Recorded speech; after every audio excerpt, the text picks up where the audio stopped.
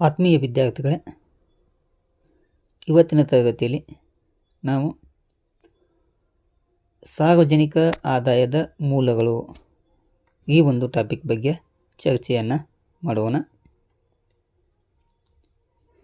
ಇದಕ್ಕೆ ಸಂಬಂಧಪಟ್ಟಂತೆ ನಾವು ಮೊದಲಿಗೆ ಪೀಠಿಕೆಯನ್ನು ಗಮನಿಸೋಣ. ರಾಜ್ಯವು ತನ್ನ ಆರ್ಥಿಕ ಕಾರ್ಯಗಳನ್ನು ನಿರ್ವಹಿಸಲು, ಅಭಿವೃದ್ಧಿ ಯೋಜನೆಗಳನ್ನು ಅನುಷ್ಠಾನಕ್ಕೆ ತರಲು ಮತ್ತು ಜನಸಾಮಾನ್ಯರ ಕಲ್ಯಾಣಕ್ಕಾಗಿ ಅನೇಕ ಖರ್ಚು ವೆಚ್ಚಗಳನ್ನು ಮಾಡುತ್ತದೆ. ನೋಡಲಿ, ರಾಜ್ಯವು ಅಂತಂದ್ರೆ ಇಲ್ಲಿ ಒಂದು ಕೇಂದ್ರ ಸರ್ಕಾರ. ರಾಜ್ಯ ಅಂದ್ರೇನು? ಕೇಂದ್ರ ಸರ್ಕಾರ. ಇನ್ನೊಂದು ರಾಜ್ಯ ಸರ್ಕಾರ, ಇನ್ನೊಂದು ಸ್ಥಳೀಯ ಸರ್ಕಾರ. ಇವುಗಳಿಗೆ ನಾವೇನು ಕರಿತೀವಿ? ರಾಜ್ಯ ಅಂತೇಳಿ ಕರಿತೀವಿ. ಓಕೆನಾ? ಈ ರಾಜ್ಯವು ಅಥವಾ ಕೇಂದ್ರ, ರಾಜ್ಯ ಮತ್ತು ಸ್ಥಳೀಯ ಸರ್ಕಾರಗಳು ತನ್ನ ಆರ್ಥಿಕ ಕಾರ್ಯಕ್ರಮಗಳನ್ನು ನಿರ್ವಹಿಸಿಕೊಂಡು ಹೋಗಲು ಮತ್ತು ತನ್ನ ಅಭಿವೃದ್ಧಿ ಯೋಜನೆಗಳನ್ನು ಅನುಷ್ಠಾನಕ್ಕೆ ತರಲು, ಅದಷ್ಟೇ ಅಲ್ಲದೆ ದೇಶದಲ್ಲಿ ವಾಸ ಮಾಡುವಂಥ ಜನಸಾಮಾನ್ಯರ ಕಲ್ಯಾಣವನ್ನು ಸಾಧಿಸಲು ಅನೇಕ ಖರ್ಚು ವೆಚ್ಚಗಳನ್ನು ಮಾಡುವುದರ ಮೂಲಕ ಈ ಮೇಲಿನ ಕೆಲಸವನ್ನು ಸರ್ಕಾರ ಮಾಡ್ತದೆ. ಇಲ್ಲಿ ಈ ಎಲ್ಲ ವೆಚ್ಚಗಳನ್ನು ಪೂರೈಸಲು ಸರ್ಕಾರಕ್ಕೆ ಹಣದ ಅಗತ್ಯವಿರುತ್ತದೆ. ನೋಡಿ, ಈ ಮೇಲೆ ಹೇಳಿರುವಂಥ ಎಲ್ಲ ವೆಚ್ಚಗಳನ್ನು ಪೂರೈಸಿಕೊಂಡು ಹೋಗಲು ಸರ್ಕಾರಕ್ಕೆ ಯಾವುದರ ಒಂದು ಅವಶ್ಯಕತೆ ಬೀರ್ತದೆ? ಹಣದ ಅವಶ್ಯಕತೆ ಅಥವಾ ಅಗತ್ಯತೆ ಇರ್ತದೆ. ಹೀಗಾಗಿ ಸರ್ಕಾರದ ಈ ಹಣಕಾಸಿನ ಅವಶ್ಯಕತೆಯನ್ನು ಪೂರೈಸುವ ಸಲುವಾಗಿ ವಿವಿಧ ಮೂಲಗಳಿಂದ ಬರುವಂತಾಗಬೇಕಿತ್ತು. ವಿವಿಧ ಮೂಲಗಳಿಂದ ಬರುವ ಹಣವನ್ನು ಸಾರ್ವಜನಿಕ ಆದಾಯ ಅಂತೇಳಿ ನಾವು ಕರಿತೀವಿ. ಏನ್ರಿ? ಈ ಮೇಲಿನ ಯೋಜನೆ ಅಥವಾ ಖರ್ಚು ವೆಚ್ಚಗಳನ್ನು ಪೂರೈಸಲು ಏನು ಸರ್ಕಾರಕ್ಕೆ ಹಣಕಾಸಿನ ಅವಶ್ಯಕತೆ ಬೀರುತ್ತಲ್ಲ, ಈ ಒಂದು ಹಣಕಾಸಿನ ಅವಶ್ಯಕತೆಯನ್ನು ಪೂರೈಸುವ ಒಂದು ಸಲುವಾಗಿ ಸರ್ಕಾರ ಏನು ಮಾಡ್ತದೆ? ವಿವಿಧ ಮೂಲಗಳಿಂದ ಬರುವ ಹಣವನ್ನು ನಾವು ಸಾರ್ವಜನಿಕ ಆದಾಯ ಅಥವಾ ಸಾರ್ವಜನಿಕ ವರಮಾನ ಅಥವಾ ಪಬ್ಲಿಕ್ ರೆವೆನ್ಯೂ ಅಂತೇಳಿ ನಾವು ಕರೆಯುವಂಥ ಕೆಲಸವನ್ನು ಮಾಡ್ತೀವಿ. ಅಂದರೆ ಸಿಂಪಲಾಗಿ ಹೇಳ್ಬೇಕಂತಂದ್ರೆ, ಸರ್ಕಾರವು ತನ್ನ ಖರ್ಚು ವೆಚ್ಚಗಳನ್ನು ಪೂರೈಸಿಕೊಳ್ಳಲು ಹಣದ ಅವಶ್ಯಕತೆ ಬಿದ್ದಾಗ ಸರ್ಕಾರವು ವಿವಿಧ ಮೂಲಗಳಿಂದ ಸಂಗ್ರಹಿಸುವ ಒಂದು ಆದಾಯಕ್ಕೆ ಸಾರ್ವಜನಿಕ ಆದಾಯ ಎಂದು ಕರೆಯುತ್ತೇವೆ ಎಂಬ ಅರ್ಥವನ್ನು ಕೂಡ ಏನು ಮಾಡ್ತದೆ? ಇದು ಕೊಡುವಂಥ ಕೆಲಸವನ್ನು ಮಾಡ್ತದೆ. ಇಷ್ಟು ನಾವು ಪೀಠಿಕೆಯಲ್ಲಿ ಗಮನಿಸಬೇಕಾಗ್ತದೆ. ಇಲ್ಲಿ ನೋಡ್ರಿ, ಸಾರ್ವಜನಿಕ ಆದಾಯವು ರಾಷ್ಟ್ರದ ಹಣಕಾಸು ವ್ಯವಸ್ಥೆಯ ಮುಖ್ಯ ಅಂಶವಾಗಿದ್ದು, ಏನ್ರಿ? ಸಾರ್ವಜನಿಕ ಆದಾಯ ರಾಷ್ಟ್ರದ ಹಣಕಾಸು ವ್ಯವಸ್ಥೆಯ ಮುಖ್ಯವಾದಂಥ ಅಂಶವಾಗಿದ್ದು,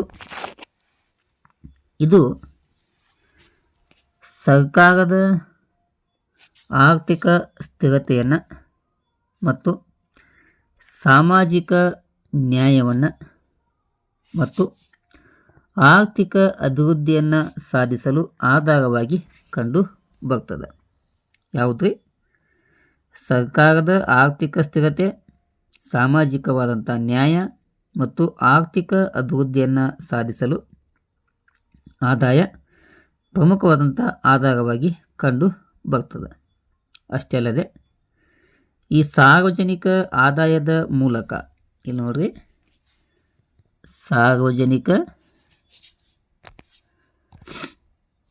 ಸಾರ್ವಜನಿಕ ಆದಾಯದ ಮೂಲಕ ಸರ್ಕಾರ ಅಂದರೆ ಕೇಂದ್ರ, ರಾಜ್ಯ ಮತ್ತು ಸ್ಥಳೀಯ ಸರ್ಕಾರ, ಶಿಕ್ಷಣ, ಆರೋಗ್ಯ, ಮೂಲಸೌಕರ್ಯ ಮತ್ತು ಭದ್ರತೆ, ಇತರೆ ಸಾರ್ವಜನಿಕ ಸೇವೆಗಳನ್ನು ಒದಗಿಸುತ್ತದೆ. ನೋಡಲಿ,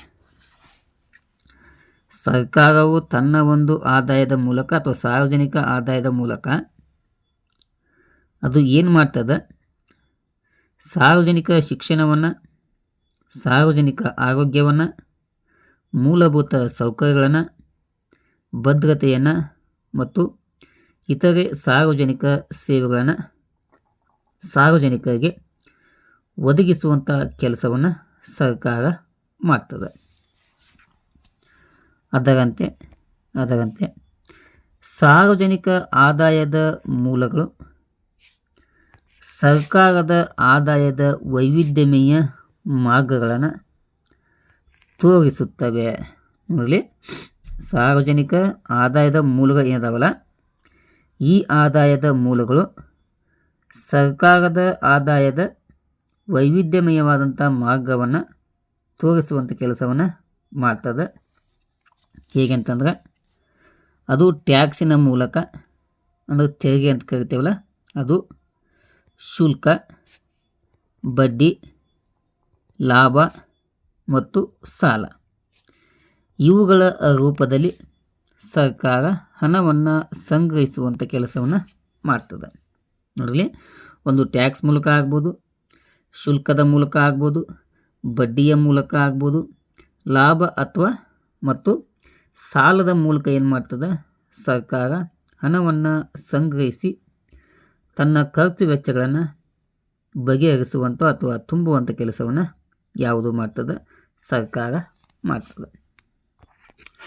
ಇಲ್ಲಿ ನಾವು ಸಾರ್ವಜನಿಕ ಆದಾಯವನ್ನು ಪ್ರಮುಖವಾಗಿ 3 ಭಾಗವಾಗಿ ನಾವೇನು ಮಾಡ್ಬೋದು, ವಿಂಗಡಿಸಬಹುದು. ಅಂದರೆ ಸಾರ್ವಜನಿಕ ಆದಾಯವನ್ನು ನಾವು ಯಾವ ಒಂದು ಮೂಲಗಳಿಂದ ಪಡಿಬಹುದು ಎಂಬುದನ್ನು ಈಗ ನಾವು ಡೀಟೇಲ್ ಆಗಿ ಚರ್ಚೆಯನ್ನು ಮಾಡೋಣ. ಇಲ್ಲಿ ನೋಡಿ ವಿದ್ಯಾರ್ಥಿಗಳೇ, ಸಾರ್ವಜನಿಕ ಆದಾಯದ ಮೂಲಗಳಲ್ಲಿ ಪ್ರಮುಖವಾಗಿ 3 ಟೈಪ್ಸ್ ಬರುತ್ತದೆ. ಒಂದು ತೆರಿಗೆ ಆದಾಯ, ಇನ್ನೊಂದು ತೆರಿಗೆಯೇತರ ಆದಾಯ ಮತ್ತು ಬಂಡವಾಳದ ಆದಾಯ ಅಂತೇಳಿ. ಎಷ್ಟು ಟೈಪ್ಸ್ ಬರ್ತಾವೆ? 3 ಟೈಪ್ಸ್ ಬರ್ತಾವೆ. ಅಂದರೆ ತೆರಿಗೆಯಿಂದ ಸರ್ಕಾರ ಆದಾಯವನ್ನು ಸಂಗ್ರಹಿಸುತ್ತದೆ, ತೆರಿಗೆಯೇತರ ಆದಾಯದಿಂದ ಸರ್ಕಾರ ಆದಾಯವನ್ನು ಗಳಿಸ್ತದೆ ಮತ್ತು ಬಂಡವಾಳದ ಆದಾಯದಿಂದ ಸರ್ಕಾರ ಆದಾಯವನ್ನು ಸಂಗ್ರಹಿಸುವಂಥ ಕೆಲಸವನ್ನು ಮಾಡ್ತದೆ. ಇವು ಸಾರ್ವಜನಿಕ ಆದಾಯದಲ್ಲಿ ಬರುವಂಥ ಪ್ರಮುಖ 3 ಮೂಲಗಳು ಆಗಿವೆ. ಓಕೆನಾ? ಈಗ ಈ ಒಂದು ಮೂಲಗಳು ಏನಿದಾವಲ್ಲ, ಇವುಗಳ ಬಗ್ಗೆ ಒಂದೊಂದಾಗಿ ಡೀಟೇಲ್ ಆದ ಚರ್ಚೆಯನ್ನು ಮಾಡುವಂಥ ಪ್ರಯತ್ನವನ್ನು ಇಲ್ಲಿ ಮಾಡಲಾಗ್ತದೆ. ಅದರಲ್ಲಿ ಒಂದರ ಬಗ್ಗೆ ನಾವು ಚರ್ಚೆ ಮಾಡೋಣ. ಒಂದು ತೆರಿಗೆಯ ಆದಾಯ, ಅದಕ್ಕೆ ಇಂಗ್ಲೀಷ್ ಒಳಗೆ ನಾವು ಟ್ಯಾಕ್ಸ್ ರೆವಿನ್ಯೂ ಅಂತ ಕರಿತೀವಿ. ಏನು? ಸಾರ್ವಜನಿಕ ಆದಾಯದ ಒಂದನೇ ಮೂಲ ಯಾವುದು? ತೆರಿಗೆಯ ಆದಾಯ. ಇಲ್ಲಿ ನೋಡ್ರಿ,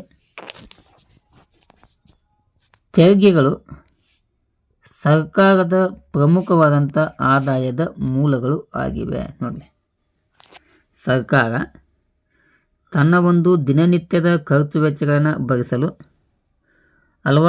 ಅಥವಾ ದೇಶದಲ್ಲಿ ಅಭಿವೃದ್ಧಿ ಯೋಜನೆಗಳನ್ನು ಕೈಗೊಳ್ಳಲು ಮತ್ತು ವಿವಿಧ ಕಾರ್ಯಕ್ರಮಗಳನ್ನು ಅನುಷ್ಠಾನಕ್ಕೆ ತರಲು ಒಟ್ಟಾರೆಯಾಗಿ ಸರ್ಕಾರದ ಒಂದು ಏನು ಖರ್ಚು ವೆಚ್ಚ ಬರುತ್ತಲ್ಲ, ಅದನ್ನು ಸಂಪೂರ್ಣವಾಗಿ ನೀಗಿಸಲು ಸರ್ಕಾರಕ್ಕೆ ದೊಡ್ಡ ಪ್ರಮಾಣದ ಆದಾಯದ ಅವಶ್ಯಕತೆ ಬೇಕಾಗ್ತದೆ. ಈ ದೊಡ್ಡ ಪ್ರಮಾಣದ ಹಣಕಾಸಿನ ಅವಶ್ಯಕತೆ ಬಿದ್ದಾಗ ಇಲ್ಲಿ ಪ್ರಮುಖವಾಗಿ ಪಾತ್ರ ವಹಿಸುವಂಥ ಒಂದು ಮೂಲ ಯಾವಂತಂದ್ರೆ ತೆರಿಗೆಯ ಮೂಲ. ಯಾಕಂತಂದ್ರೆ ಈ ತೆರಿಗೆಯ ಮೂಲವು ಸರ್ಕಾರದ ಪ್ರಮುಖವಾದಂಥ ಆದಾಯದ ಮೂಲಗಳಲ್ಲಿ ಒಂದಾಗಿ ಕಂಡು ಬರುತ್ತದೆ. ಓಕೆನಾ. ಈ ಪ್ರಮುಖವಾದಂಥ ಮೂಲವಾಗಿರುವಂಥ ತೆರಿಗೆ ಆದಾಯ ನಾವೀಗ ಏನು ಈ ಟ್ಯಾಕ್ಸ್ ಅಂದ್ರೆ ಏನು ಎಂಬುದನ್ನು ತಿಳಿದುಕೊಳ್ಳೋಣ. ಟ್ಯಾಕ್ಸ್ ಅಂತಂದ್ರೆ ಅಥವಾ ತೆರಿಗೆ ಅಂತಂದ್ರೆ ಯಾವ ಪ್ರತಿಫಲಾಪೇಕ್ಷಣೆಯೂ ಇಲ್ಲದೆ ಜನರು ಸರ್ಕಾರಕ್ಕೆ ಕಡ್ಡಾಯವಾಗಿ ಸಲ್ಲಿಸಬೇಕಾದ ಒತ್ತಿಗೆಯನ್ನು ನಾವೇನು ಕರಿತೀವಿ ತೆರಿಗೆ ಎಂದು ಕರೆಯುತ್ತೇವೆ. ನೋಡಿರಿ, ನಾವೇನು ಟ್ಯಾಕ್ಸನ್ನು ಕಟ್ತೇವಲ್ಲ, ಆ ಟ್ಯಾಕ್ಸನ್ನು ಕಟ್ಟುವಾಗ ಆ ಟ್ಯಾಕ್ಸ್ ಹಣದಿಂದ ನಾವು ಯಾವುದೇ ಒಂದು ಪ್ರತಿಫಲಾಪೇಕ್ಷಣೆಯನ್ನು ಇಲ್ಲದೆ ಅಥವಾ ಬಯಸದೆ ನಾವೇನು ಮಾಡಬೇಕು, ನಾವಂತಂದ್ರೆ ಜನರು ಸರ್ಕಾರಕ್ಕೆ ಕಡ್ಡಾಯವಾಗಿ ಕಟ್ಟುವಂಥ ಅಥವಾ ಸಲ್ಲಿಸಬೇಕಾದಂಥ ಏನು ಹಣ ಇರುತ್ತಲ್ಲ, ಏನು ಒತ್ತಿಗೆ ಇರುತ್ತಲ್ಲ, ಅದಕ್ಕೆ ನಾವು ಅರ್ಥಶಾಸ್ತ್ರದೊಳಗೆ ಅದಕ್ಕೆ ನಾವೇನು ಕರಿತೀವಿ ಟ್ಯಾಕ್ಸ್ ಎಂದು ಕರೆಯುತ್ತೇವೆ. ಇಲ್ಲಿ ಈ ಟ್ಯಾಕ್ಸಿಂದ ಏನು ಮಾಡ್ತದೆ, ಸರ್ಕಾರ ಹೆಚ್ಚಿನ ಪ್ರಮಾಣದ ಆದಾಯವನ್ನು ಸಂಗ್ರಹಿಸುವುದರ ಮೂಲಕ ಆ ಆದಾಯವನ್ನು ಬಳಸಿಕೊಂಡು ತನ್ನ ಖರ್ಚು ವೆಚ್ಚಗಳನ್ನು ಸರಿದೂಗಿಸುವಂಥ ಕೆಲಸವನ್ನು ಸರ್ಕಾರ ಮಾಡ್ತದೆ. ಓಕೆನಾ. ಇಷ್ಟು ಟ್ಯಾಕ್ಸ್ ಬಗ್ಗೆ ನಾವು ತಿಳಿದುಕೊಳ್ಬೇಕು. ಇಲ್ಲಿ ವಿದ್ಯಾರ್ಥಿಗಳೇ, ನಿಮಗೆ ಇತ್ತೀಚಿನ ಒಂದು ಅಂಕಿಅಂಶವನ್ನು ಇಲ್ಲಿ ತೆಗೆದುಕೊಳ್ಳಲಾಗಿದೆ. 2024 ಮತ್ತು 25ನೇ ಸಾಲಿನಲ್ಲಿ ಕೇಂದ್ರದ ಆದಾಯದ ಪಾಲು ಎಷ್ಟಂತಂದ್ರೆ ನೋಡಿ, ಎಷ್ಟು ನಾವು ನಿರೀಕ್ಷೆ ಮಾಡಲಾಗಿವಂತಂದ್ರೆ ಇದರಿಂದ ಟ್ಯಾಕ್ಸಿನ ಮೂಲಕ 2024 ಮತ್ತು 25ನೇ ಸಾಲಿನೊಳಗೆ ನಾವು ಹೆಚ್ಚು ಕಡಿಮೆ 38.4 ಲಕ್ಷ ಕೋಟಿ ಆದಾಯವನ್ನು ನಿರೀಕ್ಷೆಯನ್ನು ಮಾಡಲಾಗಿದೆ. ನೋಡಿ, ಎಷ್ಟು 38.4 ಲಕ್ಷ ಕೋಟಿಯಷ್ಟು ಟ್ಯಾಕ್ಸಿನಿಂದ ಆದಾಯವನ್ನು ಸಂಗ್ರಹಿಸಬಹುದು ಎಂಬ ನಿರೀಕ್ಷೆಯನ್ನು 24-25ನೇ ಸಾಲಿನೊಳಗೆ ಇಟ್ಟುಕೊಳ್ಳಲಾಗಿದೆ. ಇದು ಇತ್ತೀಚಿನ ಒಂದು ಅಂಕಿಅಂಶ ಆಗಿದೆ. ಹೀಗೆ ನಾವು ತೆರಿಗೆ ಆದಾಯ ನಾವೇನು ನೋಡಿದ್ವಲ್ಲ, ಆ ತೆರಿಗೆಯ ಆದಾಯದಲ್ಲಿ ಪ್ರಮುಖವಾಗಿ ಮತ್ತೆ ಎಷ್ಟು ವಿಧಗಳು ಬರ್ತಾವೆ ಅಂತಂದ್ರೆ 2 ವಿಧಗಳು ಬರ್ತಾವೆ. ಈಗ ನಮ್ಗೆ ಟ್ಯಾಕ್ಸ್ ಅಂದ್ರೆ ಏನು ಗೊತ್ತಾಯಿತು. ಓಕೆನಾ. ಆ ಟ್ಯಾಕ್ಸಿಂದ ನಾವು ಎಷ್ಟು ಆದಾಯವನ್ನು ಸಂಗ್ರಹಿಸ್ಬೋದು, 38.4 ಲಕ್ಷ ಕೋಟಿ ರೂಪಾಯಿ ಹಣವನ್ನು ಸಂಗ್ರಹಿಸ್ಬೋದು. ಅದು ಯಾವಾಗ 2024 ಮತ್ತು 25ರಲ್ಲಿ ನಿರೀಕ್ಷೆಯನ್ನು ಮಾಡಲಾಗಿತ್ತು. ಈಗ ನಾವೇನು ತಿಳ್ಕೊಬೇಕಂತಂದ್ರೆ ಈ ಟ್ಯಾಕ್ಸ್ನಲ್ಲಿ ಬರುವಂಥ ಆದಾಯ ಏನಿದೆಯಲ್ಲ, ಇದರಲ್ಲಿ ಪ್ರಮುಖವಾಗಿ ಎಷ್ಟು ವಿಧಗಳು ಬರ್ತಾವೆ, 2 ವಿಧಗಳು ಬರ್ತಾವೆ. ಅವ್ಯಾವಂತಂದ್ರೆ ಒಂದು ಪ್ರತ್ಯಕ್ಷ ತೆರಿಗೆ, ಇನ್ನೊಂದು ಪರೋಕ್ಷ ತೆರಿಗೆ. ಈಗ ನಾವೇನು ಮಾಡಬೇಕು, ಇವೆರಡರ ಬಗ್ಗೆ ಚರ್ಚೆಯನ್ನು ಮಾಡಬೇಕಾಗ್ತದೆ. ಒಂದು ಪ್ರತ್ಯಕ್ಷ ತೆರಿಗೆ, ಅದಕ್ಕೆ ಇಂಗ್ಲೀಷ್ ಒಳಗೆ ನಾವು ಡೈರೆಕ್ಟ್ ಟ್ಯಾಕ್ಸ್ ಅಂತೇಳಿ ಕರಿತೀವಿ. ಇದ್ರ ಬಗ್ಗೆ ನಾವೇನು ಈಗ ಚರ್ಚೆಯನ್ನು ಮಾಡೋಣ. ಜನರ ಆದಾಯ ಮತ್ತು ಸಂಪತ್ತಿನ ಮೇಲೆ ವಿಧಿಸಲಾಗುವ ತೆರಿಗೆಯನ್ನು ನೇರ ಅಥವಾ ಪ್ರತ್ಯಕ್ಷ ತೆರಿಗೆ ಎಂದು ಕರೆಯಲಾಗುತ್ತದೆ. ನೋಡಿ, ಪ್ರತ್ಯಕ್ಷ ತೆರಿಗೆ ಅಂತಂದ್ರೆ ನೇರವಾಗಿ ನಾವು ಏನು ಮಾಡಬೇಕು, ಟ್ಯಾಕ್ಸನ್ನು ಕಟ್ಟುವಂಥ ಒಂದು ವಿಧಾನ ಆಗ್ತದೆ. ಇಲ್ಲಿ ನೋಡ್ರಿ, ಈ ಡೈರೆಕ್ಟ್ ಟ್ಯಾಕ್ಸ್ನಲ್ಲಿ ಜನರ ಆದಾಯ ಮತ್ತು ಸಂಪತ್ತು ಏನಿರುತ್ತಲ್ಲ, ಆ ಜನರ ಆದಾಯ ಮತ್ತು ಸಂಪತ್ತಿನ ಮೇಲೆ ವಿಧಿಸಲಾಗುವಂಥ ಟ್ಯಾಕ್ಸಿಗೆ ನಾವೇನು ಕರಿತೀವಿ, ನೇರ ತೆರಿಗೆ ಅಂತೇಳಿ ಕರಿತೀವಿ. ಅಂದ್ರೆ ಈ ಪ್ರತ್ಯಕ್ಷ ತೆರಿಗೆಯಲ್ಲಿ ಯಾರ ಮೇಲೆ ಟ್ಯಾಕ್ಸನ್ನು ವಿಧಿಸಲಾಗುತ್ತದೆಯೋ ಅದೇ ವ್ಯಕ್ತಿ ಏನು ಮಾಡಬೇಕು, ನೇರವಾಗಿ ಟ್ಯಾಕ್ಸನ್ನು ಕಟ್ಟುವಂಥ ಒಂದು ಕೆಲಸವನ್ನು ಮಾಡಬೇಕಾಗ್ತದೆ. ಇಲ್ಲಿ ಟ್ಯಾಕ್ಸಿನ ಹೊರೆ ಟ್ಯಾಕ್ಸನ್ನು ಕಟ್ಟುವಂಥ ವ್ಯಕ್ತಿಯ ಮೇಲೆ ಬೀಳುವಂಥ ಒಂದು ತೆರಿಗೆ ಪದ್ಧತಿ ಆಗಿರ್ತದೆ. ನೋಡಿ, ಆ ವ್ಯಕ್ತಿಯ ಆದಾಯ ಮತ್ತು ಸಂಪತ್ತಿನ ಮೇಲೆ ಟ್ಯಾಕ್ಸನ್ನು ವಿಧಿಸುವಾಗ ಅದೇ ವ್ಯಕ್ತಿ ಏನು ಮಾಡಬೇಕು, ಖುದ್ದಾಗಿ ಹೋಗಿ ಟ್ಯಾಕ್ಸನ್ನು ಕಟ್ಟಬೇಕು. ಹೀಗಾಗಿ ನಾವು ಅದಕ್ಕೆ ಏನು ಕರಿತೀವಿ, ಪ್ರತ್ಯಕ್ಷ ತೆರಿಗೆ ಅಂತ ಕರಿತೀವಿ. ಇಲ್ಲಿ ತೆರಿಗೆಯ ಹೊರೆ ಇಲ್ಲಿ ಯಾರ ಮೇಲೆ ಬೀಳ್ತದೆ, ಯಾವ ಟ್ಯಾಕ್ಸನ್ನು ಕಟ್ತಾನಲ್ಲ ಆತನ ಮೇಲೆ ಬೀಳುವಂಥ ಕಂಡು ಬರ್ತದೆ. ಹೀಗೆ ಈ ಪ್ರತ್ಯಕ್ಷ ತೆರಿಗೆಯಲ್ಲಿ ಪ್ರಮುಖವಾಗಿ ಬರುವಂಥ ಟ್ಯಾಕ್ಸ್ಗಳು ಯಾವಂತಂದ್ರೆ, ಒಂದು ವೈಯಕ್ತಿಕ ಆದಾಯದ ತೆರಿಗೆಯಿಂದ ಪ್ರತ್ಯಕ್ಷ ತೆರಿಗೆಯಲ್ಲಿ ಆದಾಯ ಲಭ್ಯ ಆಗ್ತದೆ. ಈ ಕಂಪನಿ ತೆರಿಗೆಯಿಂದ ಪ್ರತ್ಯಕ್ಷ ತೆರಿಗೆಯಲ್ಲಿ ಆದಾಯವು ಲಭ್ಯ ಆಗ್ತದೆ. ಸಂಪತ್ತಿನ ಮೇಲೆ ವಿಧಿಸುವ ಟ್ಯಾಕ್ಸ್ಗಳಿಂದ ಆದಾಯ ಲಭ್ಯ ಆಗ್ತದೆ. ಆಸ್ತಿ ಹಕ್ಕುದಾರಿಕೆ ಮೇಲೆ ವಿಧಿಸುವಂಥ ಟ್ಯಾಕ್ಸ್ಗಳಿಂದ ಪ್ರತ್ಯಕ್ಷ ತೆರಿಗೆಯಲ್ಲಿ ಆದಾಯ ಲಭ್ಯವಾಗುತ್ತದೆ. ಮತ್ತು ಉಡುಗೊರೆ ಟ್ಯಾಕ್ಸ್ನಿಂದ ಈ ಮುಂತಾದ ಮೂಲಗಳು ಏನಿದಾವಲ್ಲ ಇವು ಪ್ರತ್ಯಕ್ಷ ತೆರಿಗೆಯಲ್ಲಿ ಬರುವಂಥ ಪ್ರಮುಖ ತೆರಿಗೆಯ ಮೂಲಗಳು ಆಗಿವೆ. ಎಲ್ಲವುಗಳಿಂದ ಸರ್ಕಾರ ಏನು ಮಾಡ್ತದೆ, ಪ್ರತ್ಯಕ್ಷ ತೆರಿಗೆಯಿಂದ ಆದಾಯವನ್ನು ಸಂಗ್ರಹಿಸುವಂಥ ಕೆಲಸವನ್ನು ಮಾಡುತ್ತದೆ. ಇಲ್ಲಿ ನೋಡ್ರಿ, ಇವು ಕೇಂದ್ರ ಸರ್ಕಾರಕ್ಕೆ ಅತ್ಯಧಿಕ ಆದಾಯ ತರುವ ಮೂಲಗಳು ಆಗಿ ಕಂಡು ಬರುತ್ತವೆ. ನೋಡಿ, ಈ ಪ್ರತ್ಯಕ್ಷ ತೆರಿಗೆ ಏನು ಬರುತ್ತಲ್ಲ, ಈ ಪ್ರತ್ಯಕ್ಷ ತೆರಿಗೆಯು ಸರ್ಕಾರಕ್ಕೆ ಏನು ಆ ಸಾರ್ವಜನಿಕ ಆದಾಯದ ಮೂಲ ಇದೆಯಲ್ಲ, ಆ ಆದಾಯದ ಮೂಲದಲ್ಲಿ ಅತ್ಯಧಿಕ ಪ್ರಮಾಣದಲ್ಲಿ ಆದಾಯವನ್ನು ತಂದುಕೊಡುವಂಥ ಮೂಲ ಯಾವುದಂತಂದ್ರೆ ಅದು ಪ್ರತ್ಯಕ್ಷ ತೆರಿಗೆ ಆಗಿದೆ. ಯಾಕಂತಂದ್ರೆ 2024 ಮತ್ತು 25ನೇ ಸಾಲಿನೊಳಗೆ ಈ ಪ್ರತ್ಯಕ್ಷ ತೆರಿಗೆಯಿಂದ ಸರ್ಕಾರ ಎಷ್ಟು ಆದಾಯವನ್ನು ಸಂಗ್ರಹಿಸುವಂಥ ಕೆಲಸವನ್ನು ಮಾಡಿದೆ ಅಂತಂದ್ರೆ 22.26 ಲಕ್ಷ ಕೋಟಿ ರೂಪಾಯಿಯನ್ನು, ಎಷ್ಟು ರೀ, 24 ಮತ್ತು 25ನೇ ಸಾಲಿನೊಳಗೆ 22.26 ಲಕ್ಷ ಕೋಟಿ ರೂಪಾಯಿಯನ್ನು ಈ ಪ್ರತ್ಯಕ್ಷ ತೆರಿಗೆಯಿಂದ ಸಂಗ್ರಹಿಸುವಂಥ ಕೆಲಸವನ್ನು ಸರ್ಕಾರ ಮಾಡಿದೆ. ಇದು ತೆರಿಗೆಯಲ್ಲಿ ಬರುವಂಥ ಒಂದನೆಯ ಪ್ರಮುಖವಾದಂಥ ಮೂಲ ಆಗಿದೆ. ಈಗ ಈ ಪ್ರತ್ಯಕ್ಷ ತೆರಿಗೆಯಲ್ಲಿ ಮತ್ತೆ ಕೆಲವೊಂದುಗಳನ್ನು ಸಬ್ ಪಾಯಿಂಟ್ ಆಗಿ ಮಾಡೋಣ. ಅಂದರೆ ಪ್ರತ್ಯಕ್ಷ ತೆರಿಗೆಗಳು ಯಾವಂತೇಳಿ ಅವುಗಳ ಬಗ್ಗೆ ಕೂಡ ನಾವು ಚರ್ಚೆಯನ್ನು ಮಾಡೋಣ. ಅದರಲ್ಲಿ ಒಂದೇದು ಯಾವುದು ರೀ, ಆದಾಯದ ತೆರಿಗೆ. ಇದು ಪ್ರತ್ಯಕ್ಷ ತೆರಿಗೆಯಲ್ಲಿ ಬರುವಂಥ ಒಂದನೆಯ ಅಂಶ. ಅದಕ್ಕೆ ನಾವು ಇನ್ಕಮ್ ಟ್ಯಾಕ್ಸ್ ಅಂತ ಕರಿತೀವಿ. ಇಲ್ಲಿ ಇನ್ಕಮ್ ಟ್ಯಾಕ್ಸ್ ಅಂತಂದ್ರೆ ಆದಾಯ ತೆರಿಗೆಯು ಅಥವಾ ಇನ್ಕಮ್ ಟ್ಯಾಕ್ಸು ವ್ಯಕ್ತಿಗಳ ಮತ್ತು ಹಿಂದೂ ಅವಿಭಕ್ತ ಕುಟುಂಬಗಳ ಆದಾಯದ ಮೇಲೆ ವಿಧಿಸುವ ಒಂದು ತೆರಿಗೆ ಪದ್ಧತಿ ಆಗಿದೆ.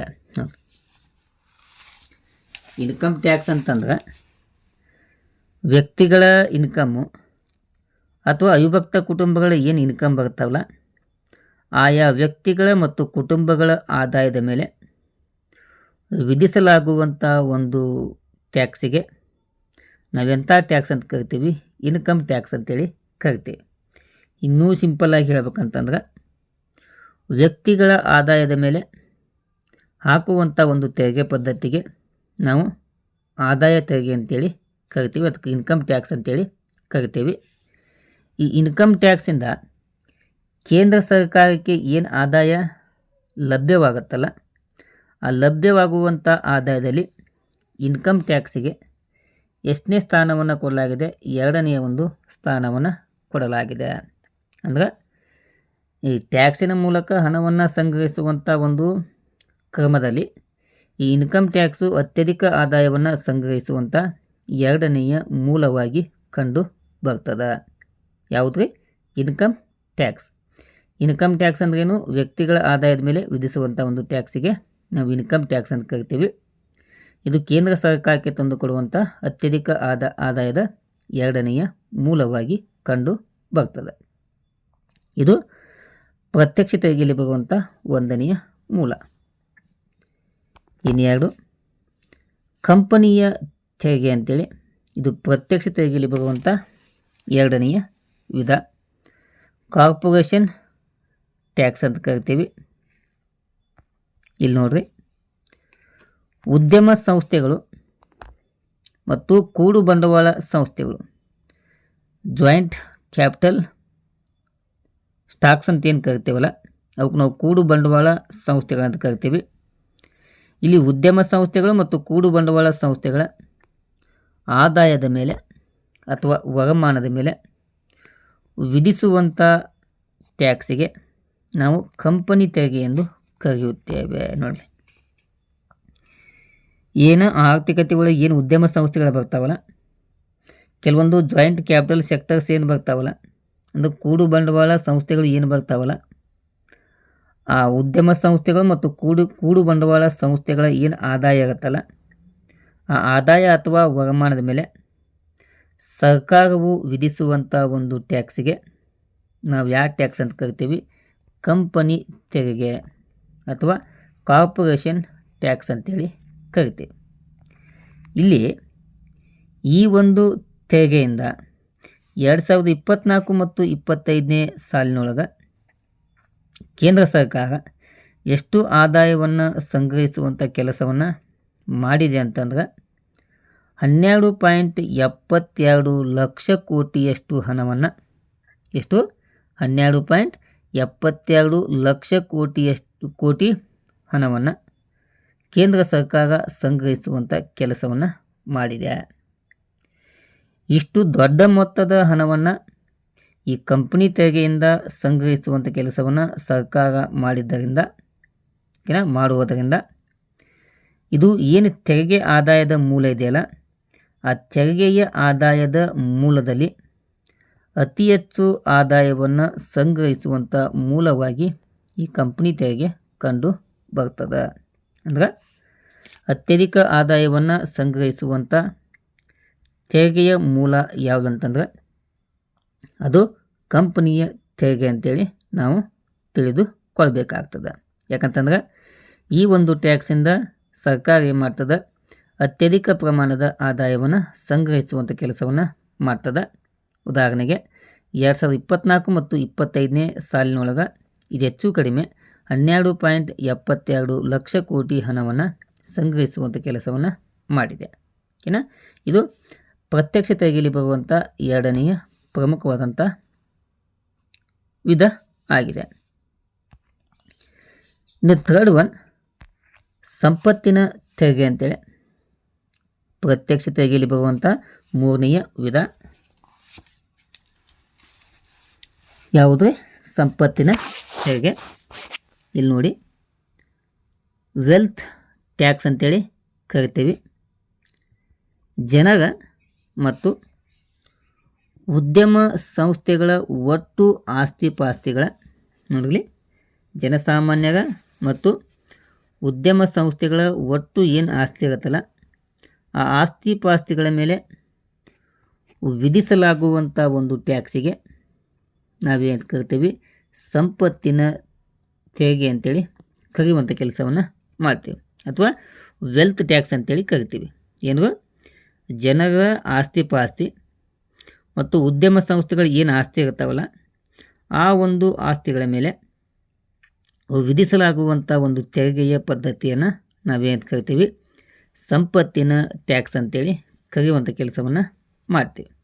ಆದರೆ ಇಲ್ಲಿ ನಾವು ಗಮನಿಸಬೇಕು, ವಾಸ್ತವವಾಗಿ ಅಂದರೆ ಪ್ರಸ್ತುತ ಈ ಸಂಪತ್ತಿನ ತೆರಿಗೆಯನ್ನು ಸಂಪೂರ್ಣವಾಗಿ ರದ್ದುಗೊಳಿಸಲಾಗಿದೆ.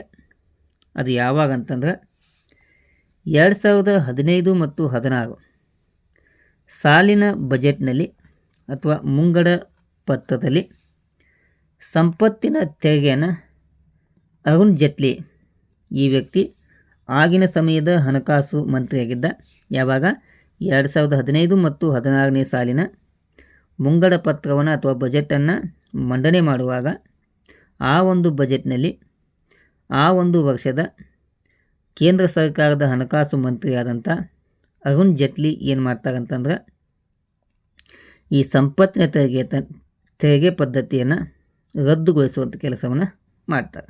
ಹೀಗಾಗಿ ಪ್ರಸ್ತುತವಾಗಿ ಯಾವ ಟ್ಯಾಕ್ಸ್ ಕಂಡು ಬರುವುದಿಲ್ಲ, ಈ ಸಂಪತ್ತಿನ ತೆರಿಗೆ ಕಂಡು ಬರುವುದಿಲ್ಲ. ಆದರೂ ಕೂಡ ವಿದ್ಯಾರ್ಥಿಗಳು ನೀವು ಏನು ಮಾಡಬೇಕು? ನಿಮ್ಮ ಒಂದು ನಾಲೆಜಿನ ದೃಷ್ಟಿಯಿಂದ ಸಂಪತ್ತಿನ ತೆರಿಗೆ ಅಂದ್ರೇನು, ಅದನ್ನು ಯಾವಾಗ ರದ್ದುಗೊಳಿಸಲಾಯಿತು ಎಂಬ ಈ 2 ಅಂಶಗಳನ್ನ ನೀವು ನೆನಪಿನಲ್ಲಿ ಇಟ್ಟುಕೊಳ್ಬೇಕಾಗ್ತದೆ. ಇನ್ನು ಪ್ರತ್ಯಕ್ಷ ತೆರಿಗೆಯಲ್ಲಿ ಬರುವಂಥ 4ನೆಯ ಪ್ರಮುಖವಾದಂಥ ವಿಧ ಉಡುಗೊರೆ ತೆರಿಗೆ ಅಂತೇಳಿ, ಅದಕ್ಕೆ ನಾವು ಗಿಫ್ಟ್ ಟ್ಯಾಕ್ಸ್ ಅಂತೇಳಿ ಕರಿತೀವಿ. ಇದನ್ನು ಕೂಡ ಏನು ಮಾಡ್ತದೆ, ಸರ್ಕಾರ ಸಾರ್ವಜನಿಕ ಆದಾಯವನ್ನು ಸಂಗ್ರಹಿಸುವಂಥ ಕೆಲಸವನ್ನು ಮಾಡುತ್ತದೆ. ಹೇಗೆ ಅಂತಂದರೆ, ಈ ಒಂದು ಟ್ಯಾಕ್ಸನ್ನು ಉಡುಗೊರೆ ಮತ್ತು ಬಹುಮಾನದ ರೂಪದಲ್ಲಿ ಕೊಡುವ ಹಣ ಅಥವಾ ಆಸ್ತಿಯ ಮೇಲೆ ವಿಧಿಸಲಾಗುತ್ತದೆ. ನೋಡಿರಿ, ಈಗ ನಮಗೆ ಯಾರೇನಾದರೂ ಗಿಫ್ಟ್ ಕೊಟ್ರೆ ಅಥವಾ ಬಹುಮಾನ ಕೊಟ್ರೆ, ನಾವು ಪಡೆದುಕೊಂಡಿರುವಂಥ ಏನು ಗಿಫ್ಟು ಮತ್ತು ಬಹುಮಾನದ ಮೊತ್ತ ಇರುತ್ತಲ್ಲ, ಹಣ ಏನಿರುತ್ತಲ್ಲ, ಆ ಒಂದು ಹಣದ ಮೇಲೆ ಸರ್ಕಾರವು ವಿಧಿಸುವಂಥ ಒಂದು ಟ್ಯಾಕ್ಸಿಗೆ ನಾವೇನು ಕರಿತೀವಿ, ಉಡುಗೊರೆ ತೆರಿಗೆ ಅಂತೇಳಿ ಕರಿತೀವಿ. ಇದನ್ನು ನಾವು ಯಾವಾಗ ಈ ಒಂದು ಗಿಫ್ಟ್ ಟ್ಯಾಕ್ಸನ್ನು 1998ನೇ ವರ್ಷದಲ್ಲಿ ಈ ಒಂದು ಟ್ಯಾಕ್ಸ್ ಪದ್ಧತಿಯನ್ನು ರದ್ದುಗೊಳಿಸಲಾಗಿದೆ. ನೋಡಿ, ಈ ಗಿಫ್ಟ್ ಟ್ಯಾಕ್ಸನ್ನು 1998 ಒಳಗೆ ಈ ಒಂದು ಟ್ಯಾಕ್ಸ್ ಪದ್ಧತಿಯನ್ನು ರದ್ದುಗೊಳಿಸಿ, ಈ ಒಂದು ಗಿಫ್ಟ್ ಟ್ಯಾಕ್ಸನ್ನು ನಾವು ಇತ್ತೀಚೆಗೆ ಏನು ಮಾಡಕತ್ತೇವೆ ಅಂತಂದ್ರೆ, ಆದಾಯದ ತೆರಿಗೆಯಲ್ಲಿ ಅದನ್ನು ಸೇರ್ಪಡೆಯನ್ನು ಮಾಡಿ ಒಟ್ಟಾರೆಯಾಗಿ ಈ ವ್ಯಕ್ತಿಗಳ ಆದಾಯದ ಮೇಲೆ ಸಂಪತ್ತನ್ನು ಅಥವಾ ಟ್ಯಾಕ್ಸನ್ನು ಏನು ವಿಧಿಸ್ತೇವಲ್ಲ, ಅಂಥ ಒಂದು ಕೆಲಸದಲ್ಲಿ ಈ ಗಿಫ್ಟ್ ಟ್ಯಾಕ್ಸನ್ನು ಇನ್ಕಮ್ ಟ್ಯಾಕ್ಸ್ನ ಒಳಗೆ ಸೇರ್ಪಡೆ ಮಾಡುವಂಥ ಕೆಲಸವನ್ನು ಮಾಡಲಾಗಿದೆ. ಹೀಗಾಗಿ ಪ್ರಸ್ತುತನೂ ಕೂಡ ಈ ಗಿಫ್ಟ್ ಟ್ಯಾಕ್ಸು ಕಂಡು ಬರೋದಿಲ್ಲ. ಇದನ್ನು 1998ರಲ್ಲಿ ರದ್ದುಗೊಳಿಸಲಾಯಿತು ಮತ್ತು ಈ ಒಂದು ಪದ್ಧತಿಯನ್ನು ಆದಾಯ ತೆರಿಗೆಯಲ್ಲಿ ಸೇರ್ಪಡೆ ಮಾಡಲಾಗಿದೆ ಎಂಬುದನ್ನು ವಿದ್ಯಾರ್ಥಿಗಳು ತಿಳಿದುಕೊಳ್ಬೇಕಾಗ್ತದೆ.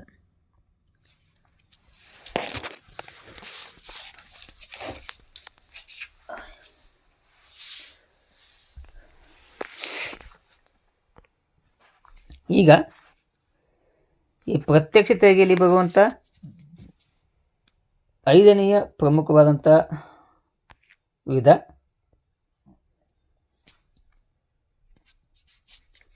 ಆಸ್ತಿ ಹಕ್ಕುದಾರಿಕೆ ತೆರಿಗೆ ಅಂತೇಳಿ.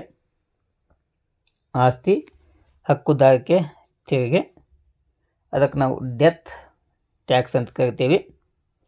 ಇದಕ್ಕೆ ಸಂಬಂಧಪಟ್ಟಂತೆ ಇಲ್ಲಿ ನೋಡ್ರಿ, ಒಬ್ಬ ವ್ಯಕ್ತಿಯ ಮರಣದ ನಂತರ ಆ ವ್ಯಕ್ತಿಯ ಆಸ್ತಿಯನ್ನು ಪಡೆಯುವ ಹಕ್ಕುದಾರನ ಮೇಲೆ ಈ ಒಂದು ಟ್ಯಾಕ್ಸನ್ನು ವಿಧಿಸಲಾಗುತ್ತದೆ. ನೋಡಲಿ, ಈಗೇನಾದರೂ ಒಬ್ಬ ವ್ಯಕ್ತಿ ಆಕಸ್ಮಿಕವಾಗಿ ಮರಣವನ್ನು ಒಪ್ಪಿದ್ರೆ, ಆ ಮರಣವನ್ನು ಒಪ್ಪಿದಂಥ ವ್ಯಕ್ತಿಯ ಆಸ್ತಿ ಏನಾದರೂ ಇತ್ತಂತಂದ್ರೆ, ಆ ಮರಣವನ್ನು ಒಪ್ಪಿರುವಂಥ ವ್ಯಕ್ತಿಗೆ ಆಸ್ತಿ ಇದ್ದು, ಆ ಮರಣವನ್ನು ಒಪ್ಪಿರುವಂಥ ವ್ಯಕ್ತಿಗೆ ಸಂಬಂಧಪಟ್ಟಂಥ ವ್ಯಕ್ತಿ ಇದ್ದಂತಂದ್ರೆ, ಅಂದರೆ ಮಕ್ಕಳು, ಆತನ ಮಕ್ಕಳು, ಒಟ್ಟಾಗಿ ಆತನಿಗೆ ಸಂಬಂಧಪಟ್ಟಂಥ ಸಂಬಂಧಿಕರು ಇದ್ದಂತಂದ್ರೆ ಅಥವಾ ಹಕ್ಕುದಾರ ಇದ್ರಂತಂದ್ರೆ, ಆ ವ್ಯಕ್ತಿಯ ಆಸ್ತಿಯನ್ನು ಪಡೆಯುವಂಥ ವ್ಯಕ್ತಿ ಯಾವಿರ್ತಾನಲ್ಲ, ಅವನ ಮೇಲೆ ವಿಧಿಸಲಾಗುವಂಥ ಒಂದು ಟ್ಯಾಕ್ಸನ್ನು ನಾವೇನು ಕರಿತೀವಿ, ಆಸ್ತಿ ಹಕ್ಕುದಾರಿಕೆ ಅಂತೇಳಿ ಕರಿತೀವಿ. ನಿಮಗೆ ಸಿಂಪಲ್ಲಾಗಿ ಹೇಳ್ಬೇಕಂತಂದ್ರೆ, ತಂದೆಯ ಹೆಸರಿನಲ್ಲಿ ಆಸ್ತಿ ಇರ್ತದೆ. ತಂದೆ ಆಕಸ್ಮಿಕವಾಗಿ ಮರಣವನ್ನು ಒಪ್ಪಿದಾಗ ತಂದೆಯ ಆಸ್ತಿಯನ್ನು ಮಕ್ಕಳು ಪಡೆದುಕೊಳ್ಬೇಕಂತಂದ್ರೆ, ಈ ಮಕ್ಕಳ ಮೇಲೆ ಏನು ಮಾಡ್ತದೆ, ಸರ್ಕಾರ ಟ್ಯಾಕ್ಸನ್ನು ವಿಧಿಸುವಂಥ ಕೆಲಸವನ್ನು ಮಾಡ್ತದೆ. ಹೀಗೆ ಅವರ ಮೇಲೆ ವಿಧಿಸುವಂಥ ಈ ಟ್ಯಾಕ್ಸ್ ಏನಿದೆಯಲ್ಲ, ಅದಕ್ಕೆ ನಾವೇನು ಕರಿತೀವಿ, ಆಸ್ತಿ ಹಕ್ಕುದಾರಿಕೆ ಟ್ಯಾಕ್ಸ್ ಅಂತೇಳಿ ಕರಿತೀವಿ. ಈ ಡೆತ್ ಟ್ಯಾಕ್ಸನ್ನು ನಾವು 1985ನೇ ಇಸ್ವಿಯೊಳಗೆ ಇದನ್ನು ಸಂಪೂರ್ಣವಾಗಿ ರದ್ದುಗೊಳಿಸುವಂಥ ಕೆಲಸವನ್ನು ಮಾಡಲಾಗ್ತದೆ. ಯಾವಾಗ 1985 ಒಳಗೆ ಈ ಆಸ್ತಿ ಹಕ್ಕುದಾರಿಕೆ ಟ್ಯಾಕ್ಸನ್ನು ರದ್ದುಗೊಳಿಸಲಾಗಿದೆ. ಇನ್ನು ಪ್ರತ್ಯಕ್ಷ ತೆರಿಗೆಯಲ್ಲಿ ಬರುವಂಥ 6ನೆಯ ಪ್ರಮುಖವಾದಂಥ ತೆರಿಗೆ ಬಡ್ಡಿ ಟ್ಯಾಕ್ಸ್ ಅಂತೇಳಿ, ಇಂಟ್ರೆಸ್ಟ್ ಟ್ಯಾಕ್ಸ್ ಅಂತೇಳಿ ಇದು ಬರುವಂಥ 6ನೆಯ ಪ್ರಮುಖವಾದಂಥ ಮೂಲವಾಗಿದೆ. ಈ ಟ್ಯಾಕ್ಸನ್ನು ಸಾರ್ವಜನಿಕರು ಮತ್ತು ಬ್ಯಾಂಕುಗಳು ಗಳಿಸುವ ಒಟ್ಟು ಬಡ್ಡಿಯ ಮೇಲೆ ವಿಧಿಸಲಾಗುತ್ತದೆ. ನೋಡಲಿ, ಈ ಟ್ಯಾಕ್ಸನ್ನು ಯಾವ ಟ್ಯಾಕ್ಸು? ಈ ಇಂಟ್ರೆಸ್ಟ್ ಟ್ಯಾಕ್ಸನ್ನು ಸಾರ್ವಜನಿಕರು ಏನು ಬರ್ತಾರಲ್ಲ ಮತ್ತು ಬ್ಯಾಂಕ್ಗಳು ಏನು ಬರ್ತಾವಲ್ಲ ಅವರು ಗಳಿಸುವಂಥ ಒಟ್ಟು ಬಡ್ಡಿಯ ಮೇಲೆ, ಅವು ಸಾಲ ಕೊಟ್ಟು ಏನು ಬಡ್ಡಿಯನ್ನು ಗಳಿಸ್ತಾರಲ್ಲ ಆ ಬಡ್ಡಿಯ ಮೇಲೆ ವಿಧಿಸಲಾಗುವಂಥ ಒಂದು ಟ್ಯಾಕ್ಸಿಗೆ ನಾವೇನು ಕರಿತೀವಿ? ಇಂಟ್ರೆಸ್ಟ್ ಟ್ಯಾಕ್ಸ್ ಅಂತೇಳಿ ಕರಿತೀವಿ. ಇದು ಕೂಡ ಪ್ರತ್ಯಕ್ಷ ತೆರಿಗೆಯಲ್ಲಿ ಬರುವಂಥ ಪ್ರಮುಖವಂಥ ಆದಾಯದ ಮೂಲ ಆಗಿದೆ. ಈ ಇಂಟ್ರೆಸ್ಟ್ ಟ್ಯಾಕ್ಸಿಂದ 2024 ಮತ್ತು 25ನೇ ಸಾಲಿನೊಳಗೆ 3,341 ಕೋಟಿ ರೂಪಾಯಿಯನ್ನು ಆದಾಯವನ್ನು ಸಂಗ್ರಹ ಮಾಡುವಂಥ ಕೆಲಸವನ್ನು ಮಾಡಲಾಗಿದೆ. ಎಷ್ಟು? 24-25ನೇ ಸಾಲಿನೊಳಗೆ 3,341 ಕೋಟಿ ರೂಪಾಯಿಯನ್ನು ನಾವು ಯಾವುದರಿಂದ ಸಂಗ್ರಹ ಮಾಡೀವಿ? ಈ ಇಂಟ್ರೆಸ್ಟ್ ಟ್ಯಾಕ್ಸಿಂದ ಆದಾಯವನ್ನು ಸಂಗ್ರಹ ಮಾಡುವಂಥ ಕೆಲಸವನ್ನು ಮಾಡಲಾಗಿದೆ. ಇನ್ನು ಇದು ಬರುವಂಥ 6ನೆಯ ಪ್ರಮುಖವಾದಂಥ ವಿಧ ಆಗಿದೆ.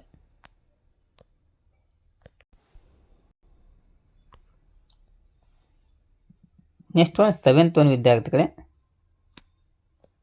ಸಾರ್ವಜನಿಕ ಆದಾಯದಲ್ಲಿ ಬರುವಂಥ ಪ್ರತ್ಯಕ್ಷ ತೆರಿಗೆಯಲ್ಲಿ ಬರುವಂಥ ಮತ್ತೊಂದು ಪ್ರಮುಖವಂಥ ಟ್ಯಾಕ್ಸು ವೆಚ್ಚದ ಟ್ಯಾಕ್ಸ್ ಅಂತೇಳಿ, ಅದಕ್ಕೆ ನಾವು ಎಕ್ಸ್ಪೆಂಡಿಚರ್ ಕಾಸ್ಟ್ ಅಂತೇಳಿ ಟ್ಯಾಕ್ಸ್ ಅಂತೇಳಿ ಕರಿತೀವಿ.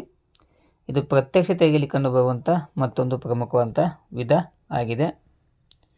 ಈ ಎಕ್ಸ್ಪೆಂಡಿಚರ್ ಟ್ಯಾಕ್ಸನ್ನು ಇದು ಕೇಂದ್ರ ಸರ್ಕಾರವು ವಿಧಿಸುವಂಥ ಅಥವಾ ವಿಧಿಸುತ್ತಿರುವಂಥ ಇನ್ನೊಂದು ಪ್ರಮುಖವಾದಂಥ ಟ್ಯಾಕ್ಸ್ ಆಗಿದೆ. ಈ ಟ್ಯಾಕ್ಸನ್ನು ವಿಧಿಸುವುದರ ಮೂಲಕ ಸರ್ಕಾರ ಏನು ಮಾಡ್ತದೆ? ಆದಾಯವನ್ನು ಸಂಗ್ರಹಿಸುವಂಥ ಕೆಲಸವನ್ನು ಕೂಡ ಮಾಡ್ತದೆ. ನೆಕ್ಸ್ಟ್ 8 ಭತ್ಯೆ ತೆರಿಗೆ ಅಂತೇಳಿ, ಇದು ಪ್ರತ್ಯಕ್ಷ ತೆರಿಗೆಯಲ್ಲಿ ಬರುವಂಥ ಮತ್ತೊಂದು ಆದಾಯದ ಪ್ರಮುಖವಾದಂಥ ಮೂಲವಾಗಿದೆ.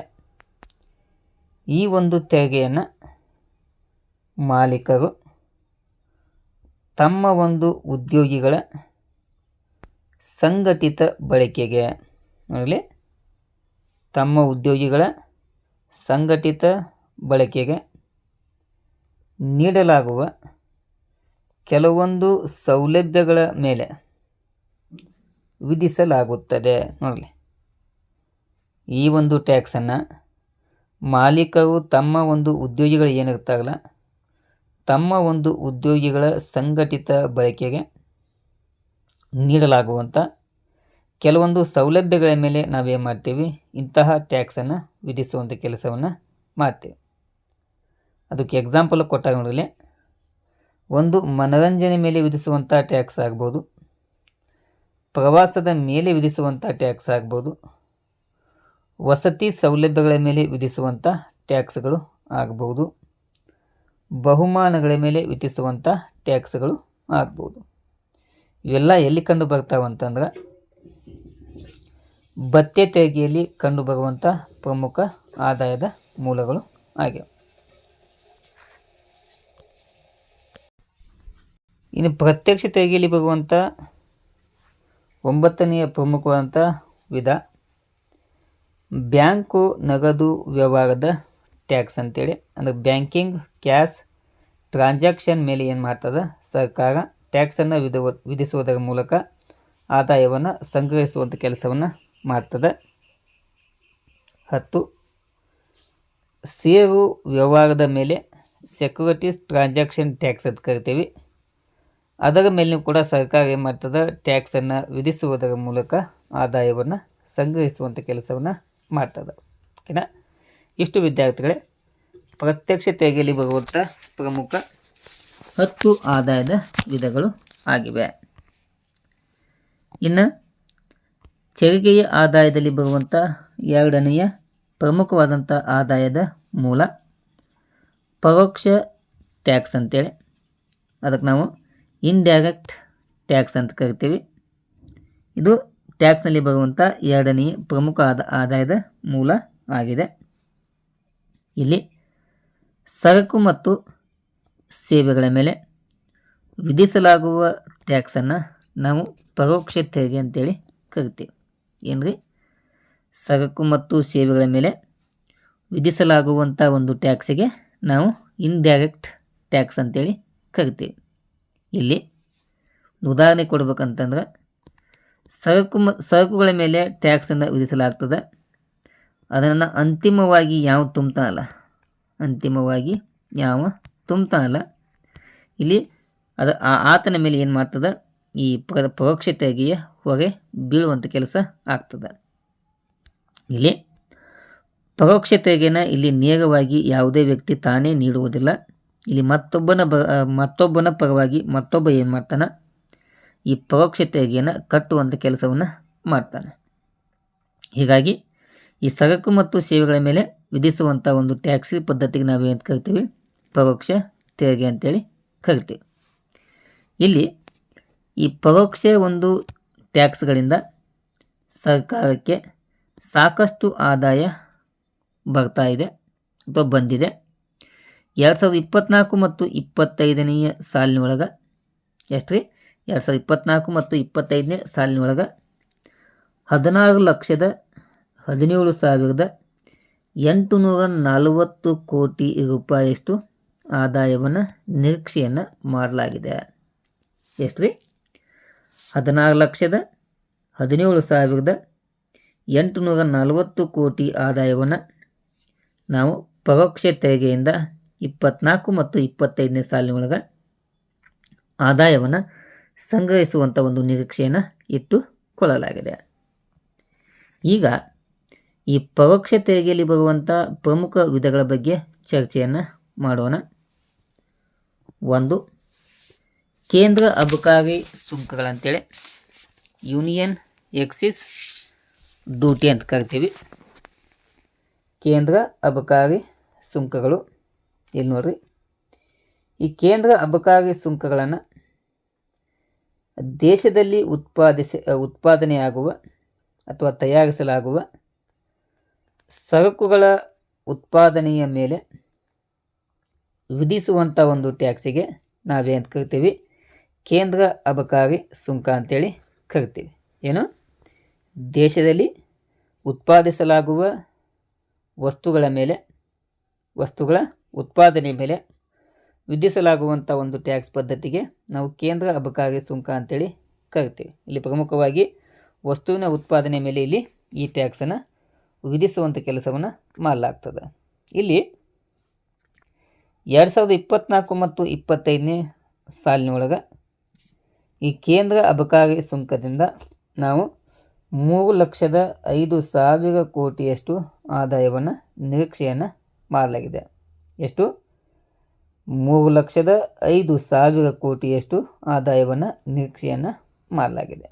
ಏನ, ಇದು ಪರೋಕ್ಷ ತೆರಿಗೆಯಲ್ಲಿ ಬರುವಂಥ ಒಂದನೆಯ ಪ್ರಮುಖವಾದಂಥ ವಿಧ ಆಗಿದೆ.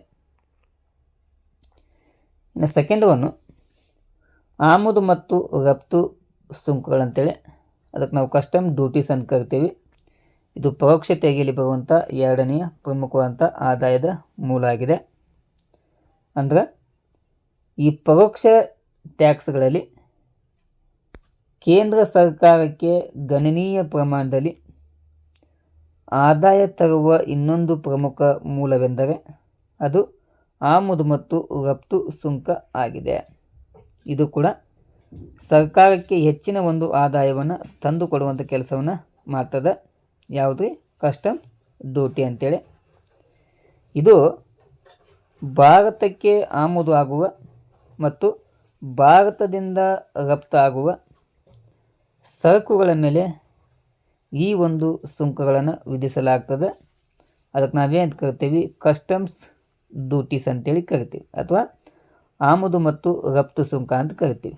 ಏನು ರೀ, ಇಲ್ಲಿ ನಾವೇನು ಮಾಡ್ತೀವಿ, ನಮಗೆ ಅಥವಾ ನಮ್ಮ ದೇಶಕ್ಕೆ ವಸ್ತುಗಳು ಆಮದು ಮಾಡ್ಕೋತೇವೆ. ನಾವು ಕೆಲವೊಂದು ವಸ್ತುವನ್ನು ಆಮದು ಮಾಡ್ಕೋತೇವೆ ಮತ್ತು ನಮ್ಮಲ್ಲಿ ಉತ್ಪಾದನೆ ಆಗುವಂಥ ಕೆಲವೊಂದು ವಸ್ತುಗಳನ್ನ ಬೇರೆ ದೇಶಕ್ಕೆ ನಾವು ರಫ್ತನ್ನು ಮಾಡ್ತೀವಿ. ನಾವು ಆಮದು ಮಾಡಿಕೊಳ್ಳುವಂಥ ಮತ್ತು ಬೇರೆ ದೇಶಕ್ಕೆ ರಫ್ತು ಮಾಡುವಂಥ ವಸ್ತುಗಳು ಏನದಾವಲ್ಲ ಅಂಥ ಒಂದು ವಸ್ತುಗಳ ಮೇಲೆ ವಿಧಿಸುವಂಥ ಒಂದು ಸುಂಕಕ್ಕೆ ನಾವು ಏನು ಕರಿತೀವಿ, ಕಸ್ಟಮ್ಸ್ ಡ್ಯೂಟಿ ಅಂತ ಕರಿತೀವಿ ಅಥವಾ ಆಮದು ರಫ್ತು ಸುಂಕಗಳಂತೇಳಿ ಕರಿತೀವಿ. ಇದು ಪರೋಕ್ಷ ತೆರಿಗೆಯಲ್ಲಿ ಬರುವಂಥ ಒಂದು ಪ್ರಮುಖವಾದಂಥ ಮೂಲ ಆಗಿದೆ. ಇದರಿಂದ 2024 ಮತ್ತು 25ನೇ ಸಾಲಿನಲ್ಲಿ ಕೇಂದ್ರ ಸರ್ಕಾರವು ಹೆಚ್ಚು ಕಡಿಮೆ 2.35 ಲಕ್ಷ ಕೋಟಿ ಹಣವನ್ನು ಅಥವಾ ಕಸ್ಟಮ್ ಡ್ಯೂಟಿಯನ್ನು ಸಂಗ್ರಹಿಸಿದೆ. ನೋಡಲಿ, 24-25ನೇ ಸಾಲಿನೊಳಗೆ ಕಸ್ಟಮ್ಸ್ ಡ್ಯೂಟಿಯಿಂದ ಎಷ್ಟು ಆದಾಯವನ್ನು ಸಂಗ್ರಹಿಸಿದೆ? ಹೆಚ್ಚು ಕಡಿಮೆ 2.35 ಲಕ್ಷ ಕೋಟಿಯಷ್ಟು ಆದಾಯವನ್ನು ಈ ಕಸ್ಟಮ್ ಡ್ಯೂಟಿಸಿಂದ ಸರ್ಕಾರ ಸಂಗ್ರಹಿಸುವಂಥ ಕೆಲಸವನ್ನು ಮಾಡಿದೆ. ಇದು ಪರೋಕ್ಷ ತೆರಿಗೆಯಲ್ಲಿ ಬರುವಂಥ ಎರಡನೆಯ ಪ್ರಮುಖವಾದಂಥ ವಿಧ ಆಗಿದೆ. ಇನ್ನು ಈ ಪರೋಕ್ಷ ತೆರಿಗೆಯಲ್ಲಿ ಬರುವಂಥ ಅತ್ಯಂತ ಪ್ರಮುಖವಾದಂಥ ಟ್ಯಾಕ್ಸ್ ಅಂತಂದ್ರೆ GST ಅಂತೇಳಿ. ಅದಕ್ಕೆ ನಾವು ಸರಕು ಮತ್ತು ಸೇವಾ ತೆರಿಗೆ ಅಂತ ಕರಿತೀವಿ. ಇದು ಪರೋಕ್ಷ ತೆರಿಗೆಯಲ್ಲಿ ಬರುವಂಥ ಇತ್ತೀಚಿನ ಅತಿ ಹೆಚ್ಚು ಆದಾಯವನ್ನು ತಂದುಕೊಡುವಂಥ ಆದಾಯದ ಮೂಲ ಆಗಿದೆ. ಇಲ್ಲಿ ನೋಡ್ರಿ, ಈ GST ಎಂಬುದು GST ಅಂತಂದ್ರೆ ಗೂಡ್ಸ್ ಸರ್ವಿಸ್ ಟ್ಯಾಕ್ಸ್ ಅಂತ ಕರಿತೀವಿ. ಈ GST ಎಂಬುದು ಭಾರತ ಸರ್ಕಾರದ ಪರೋಕ್ಷ ಆದಾಯದ ಪ್ರಮುಖವಾದಂಥ ಮೂಲ ಆಗಿದೆ. ಯಾಕಂತಂದರೆ ಇದು ಹೆಚ್ಚು ಕಡಿಮೆ 40-50% ಆದಾಯವನ್ನು ಕೇಂದ್ರ ಸರ್ಕಾರಕ್ಕೆ ಅಥವಾ ಸರ್ಕಾರಕ್ಕೆ ಕೊಡುವಂಥ ಕೆಲಸವನ್ನು ಮಾಡ್ತದೆ. ಎಷ್ಟು ರೀ? 40-50% ಆದಾಯವನ್ನು ತಂದು ಕೊಡ್ತದೆ. ಇಂತಹ ಪ್ರಮುಖವಾದಂಥ ಮೂಲ ಏನಿದೆಯಲ್ಲ, ಈ GST ಏನಿದೆಯಲ್ಲ, ಈ GSTಯ ಒಂದು ಪರಿಕಲ್ಪನೆಯನ್ನು 2006ನೇ ಇಸ್ವಿ ಅಲ್ಲಿ ಕೇಂದ್ರ ಹಣಕಾಸು ಸಚಿವರಾದಂಥ ಪಿ ಚಿದಂಬರಂ ನೋಡಲಿ, 2006ನೇ ಇಸ್ವಿ ಕೇಂದ್ರ ಹಣಕಾಸು ಸಚಿವರಾದಂಥ ಪಿ ಚಿದಂಬರಂ ರವರು 2010ರ ಒಳಗೆ GSTಯನ್ನು ಆರಂಭಿಸಲಾಗುತ್ತದೆ ಎಂದು 2006ನೇ ಇಸ್ವಿ ಆಗಿನ ಕೇಂದ್ರ ಹಣಕಾಸು ಸಚಿವರಾದಂಥ ಪಿ ಚಿದಂಬರಂ ರವರು ಘೋಷಣೆಯನ್ನು ಮಾಡಿದ್ದು. ಯಾವಾಗಿದು? 2006ನೇ ಇಸ್ವಿ. ಅದು ಆಗಿನ ಸಮಯದೊಳಗೆ ಅದು ಯಶಸ್ವಿ ಆಗಲಿಲ್ಲ. ಅಲ್ಲಿ ಯಶಸ್ವಿ ಆಗಲು ಸಾಧ್ಯ ಆಗಲಿಲ್ಲ. ಅದಾದ ನಂತರ 2014ರಲ್ಲಿ ಸಂವಿಧಾನಕ್ಕೆ 122ನೆಯ ಸಂವಿಧಾನ ತಿದ್ದುಪಡಿ ಮಸೂದೆಯನ್ನು ಮಂಡನೆ ಮಾಡುವುದರ ಮೂಲಕ ನೋಡಲಿ 2014ರಲ್ಲಿ ಸಂವಿಧಾನಕ್ಕೆ ನಾವು ಎಷ್ಟನೇ ತಿದ್ದುಪಡಿ ಮಾಡ್ತೀವಿ? 122ನೇ ತಿದ್ದುಪಡಿ ಮಸೂದೆಯನ್ನು ಮಂಡನೆ ಮಾಡುವುದರ ಮೂಲಕ ಜುಲೈ 1, 2017ರಂದು ನಾವೇನು ಮಾಡ್ತೀವಿ? ಈ GSTಯನ್ನು ಅನುಷ್ಠಾನಕ್ಕೆ ತರುವಂಥ ಕೆಲಸವನ್ನು ಮಾಡ್ತೀವಿ. ಯಾವಾಗ? ಜುಲೈ 1, 2017ರಂದು GST ಅನುಷ್ಠಾನಕ್ಕೆ ಬರ್ತದೆ. ಅಲ್ಲಿ ಸಂಸತ್ತು ವಿಶೇಷವಾದಂಥ ಅಧಿವೇಶನದಲ್ಲಿ ರಾಷ್ಟ್ರಪತಿಗಳು ಮತ್ತು ಆಗಿನ ಪ್ರಧಾನಿ ನರೇಂದ್ರ ಮೋದಿರವರು GSTಯನ್ನು ಲೋಕಾರ್ಪಣೆ ಮಾಡುವುದರ ಮೂಲಕ ಅದನ್ನು ಜುಲೈ 1, 2017ರಂದು ಅನುಷ್ಠಾನಕ್ಕೆ ತರುವಂಥ ಕೆಲಸವನ್ನು ಮಾಡ್ತಾರೆ. ತಿದ್ದುಪಡಿ ಮಸೂದೆ ಎಷ್ಟು? 122. ಅಲ್ಲಿ ಅಷ್ಟೇ ಅಲ್ಲದೆ ಸಂವಿಧಾನದ 101 ವಿಧಿ ಅನ್ವಯ ನಾವು ಏನು ಮಾಡ್ತೀವಿ? ಈ GSTಯನ್ನು ಅನುಷ್ಠಾನಕ್ಕೆ ತರುವಂಥ ಕೆಲಸವನ್ನು ಮಾಡ್ತೀವಿ. ಓಕೆನಾ? ಇದು ವಿದ್ಯಾರ್ಥಿಗಳೇ ಪರೋಕ್ಷ ತೆರಿಗೆಯಲ್ಲಿ ಬರುವಂಥ ಎರಡನೆಯ ಪ್ರಮುಖವಾದಂಥ ಆದಾಯದ ಮೂಲವಾಗಿ ಕಂಡು ಬರ್ತದೆ. ಇನ್ನು ಜಿ ಎಸ್ ಟಿಯಲ್ಲಿ ಪ್ರಮುಖವಾಗಿ ಕೆಲವೊಂದು ಸಬ್ ವಿಧಗಳು ಬರ್ತಾವೆ. ಇಲ್ಲಿ ನೋಡ್ರಿ, ಸಿ ಜಿ ಎಸ್ ಟಿ ಅಂತೇಳಿ, ಸಿ ಜಿ ಎಸ್ ಟಿ ಅಂತೇಳಿ. ಇಲ್ಲಿ ಸಿ ಜಿ ಎಸ್ ಟಿ ಅಂತಂದ್ರೆ ಕೇಂದ್ರ ಸರ್ಕಾರದ ಸರಕು ಮತ್ತು ಸೇವಾ ತೆರಿಗೆ ಅಂತೇಳಿ, central goods and service tax ಅಂತೇಳಿ. ಇನ್ನು ಐ ಜಿ ಎಸ್ ಟಿ ಅಂತಂದ್ರೆ integrated goods and service tax ಅಂತೇಳಿ. ಇನ್ನು U T G S T ಅಂತಂದ್ರೆ unit trust goods and service tax ಅಂತೇಳಿ. ಅಂದ್ರೆ ಕೇಂದ್ರಾಡಳಿತ ಪ್ರದೇಶಗಳು ಏನು ಬರ್ತಾವಲ್ಲ, ಕೇಂದ್ರಾಡಳಿತ ಪ್ರದೇಶಗಳ ಸರಕು ಮತ್ತು ಸೇವಾ ತೆರಿಗೆ ಅಂತೇಳಿ ಕರೆದಂಗೆ. ಇನ್ನು ಎಸ್ ಜಿ ಎಸ್ ಟಿ ಅಂತಂದ್ರೆ States goods and service tax ಅಂತೇಳಿ. ಇನ್ನು ಈ 4 ವಿಧಗಳು ಏನು ವಿದ್ಯಾರ್ಥಿಗಳೇ ಜಿ ಎಸ್ ಟಿಯಲ್ಲಿ ಕಂಡುಬರುವಂಥ ಪ್ರಮುಖ ವಿಧಗಳು ಆಗಿವೆ. ಓಕೆನಾ, 4 ವಿಧಗಳ ಬಗ್ಗೆ ನೀವು ತಿಳ್ಕೊಳ್ಬೇಕು. ಒಟ್ಟಾರೆಯಾಗಿ ಹಣಕಾಸಿನ ವರ್ಷ ಎಫ್ ಐ ಅಂತಂದ್ರೆ ಫೈನಾನ್ಷಿಯಲ್ ಇಯರ್ಸ್ ಅಂದಂಗೆ. ಹಣಕಾಸಿನ ವರ್ಷ 2021ರಿಂದ ಹಣಕಾಸಿನ ವರ್ಷ 2025 ತನಕ ನಾವು ಈ ಜಿ ಎಸ್ ಟಿಯಿಂದ ಕಲೆಕ್ಟ್ ಮಾಡಿರುವಂಥ ಒಟ್ಟು ಹಣ ಎಷ್ಟಂತಂದರೆ 11.37 ಲಕ್ಷ ಕೋಟಿಯಿಂದ 22.08 ಲಕ್ಷ ಕೋಟಿಯಾಗಿ ಹೆಚ್ಚಳವನ್ನು ಮಾಡುವಂಥ ಕೆಲಸವನ್ನು ಮಾಡಿದ್ದೇವೆ. ನೋಡಿ, ಕೇವಲ 4 ವರ್ಷದಲ್ಲಿ ಈ ಜಿ ಎಸ್ ಟಿಯಿಂದ ಸಂಗ್ರಹ ಮಾಡುವಂಥ ಹಣ 11.37 ಲಕ್ಷ ಕೋಟಿಯಿಂದ 22.08 ಲಕ್ಷ ಕೋಟಿಯಾಗಿ ಅಂದರೆ ದ್ವಿಗುಣಗೊಳ್ಳುವಂಥ ಒಂದು ಸನ್ನಿವೇಶವನ್ನು ನಾವು ನೋಡಿದ್ದೇವೆ. ಹೀಗಾಗಿ ಪರೋಕ್ಷ ತೆರಿಗೆಯಲ್ಲಿ, ಅದರಲ್ಲಿ ವಿಶೇಷವಾಗಿ ಇತ್ತೀಚಿನ ದಿನಮಾನಗಳಲ್ಲಿ ಈ ಜಿ ಎಸ್ ಟಿಯು ಸರ್ಕಾರಕ್ಕೆ ಹೆಚ್ಚಿನ ಒಂದು ಆದಾಯವನ್ನು ತಂದುಕೊಡುವಂಥ ಪ್ರಮುಖ ಮೂಲವಾಗಿ ಕಂಡು ಬರ್ತಾ ಇದೆ. ಓಕೆನಾ, ಇಷ್ಟು ವಿದ್ಯಾರ್ಥಿಗಳೇ ಈ ಪರೋಕ್ಷ ತೆರಿಗೆಯಲ್ಲಿ ಬರುವಂಥ ಪ್ರಮುಖ ಆದಾಯದ ತೆರಿಗೆಗಳು ಆಗಿವೆ. ಮುಂದಿನ ತರಗತಿಯಲ್ಲಿ ನಾವೇನು ಮಾಡೋಣ,